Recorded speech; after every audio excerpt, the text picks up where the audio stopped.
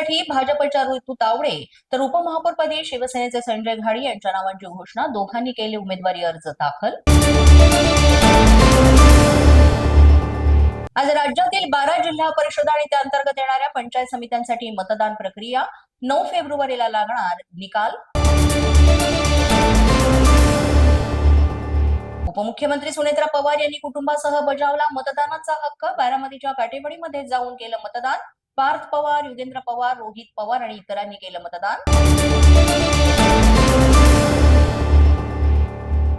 जिल्हा परिषद आणि पंचायत समित्यांसाठी ठिकठिकाणी नेत्यांनी बजावला मतदानाचा हक्क. नितेश राणे, संदीपान भुमरे, हसन मुश्रीफ, जयंत पाटील यांनी आपापल्या क्षेत्रात केलं मतदान.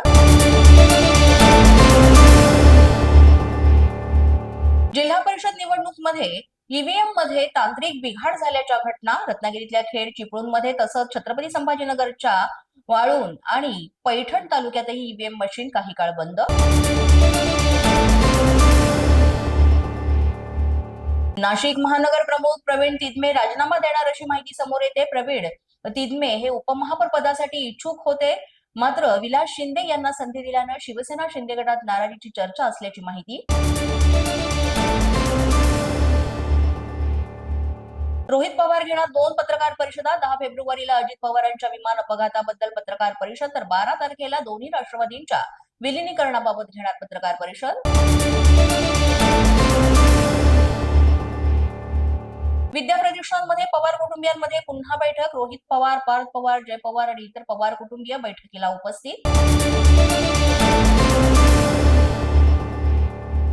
वाढत्या वायू प्रदूषणामुळे श्वसनाच्या आजारांचा त्रास वाढतोय. हवेची गुणवत्ता घसरल्यानं मुंबईकरांना होतोय त्रास. हवेचा AQI पोहोचला 200च्या वर. आज ओला, उबेर आणि रॅपिडोचा देशव्यापी संप. सरकारनं किमान भाडं ठरवून द्यावं ही मागणी. तर ओला, उबर मालकांनी जर काही आडेवेडे घेतले तर त्वरित कारवाई करणार असल्याची प्रताप सरनाईक यांनी दिली माहिती. न्यूजच्या बातमीपत्रात आज इतकंच. तुम्हाला आमचं बातमीपत्र कसं वाटतंय याबाबत अवश्य अभिप्राय कळवा. यासाठी पोलीस माझा न्यूजचं युट्यूब चॅनल सबस्क्राईब करा. तसंच आमचं फेसबुक, इंस्टाग्राम आणि ट्विटर अकाउंट फॉलो करा. अधिक माहितीसाठी आमच्या www.policemazhanews.com या वेबसाईटला भेट द्या. आमचे अधिकृत प्रतिनिधी व्हायचे असेल तर स्क्रीनवर दिलेल्या क्रमांकांवर आजच संपर्क